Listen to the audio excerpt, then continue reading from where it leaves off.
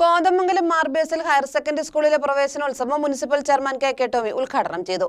നവാഗതരായ വിദ്യാർത്ഥികളെ വാദ്യമേളത്തോടെ ആനയിച്ച് സമ്മാനപ്പൊതികൾ നൽകി സ്വീകരിച്ചു.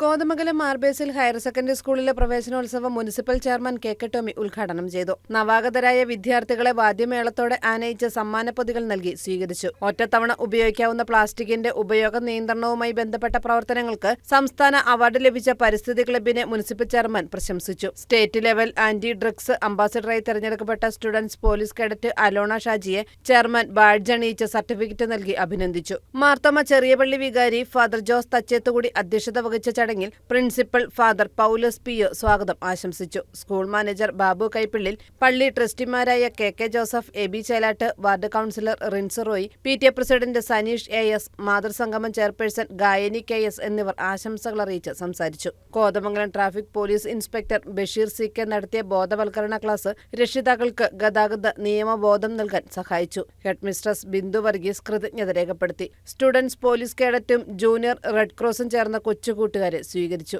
വിദ്യാർത്ഥികളുടെ വിവിധ കലാപരിപാടികൾ പ്രവേശനോത്സവത്തിന് തിളക്കമേകി. News desk KCV news.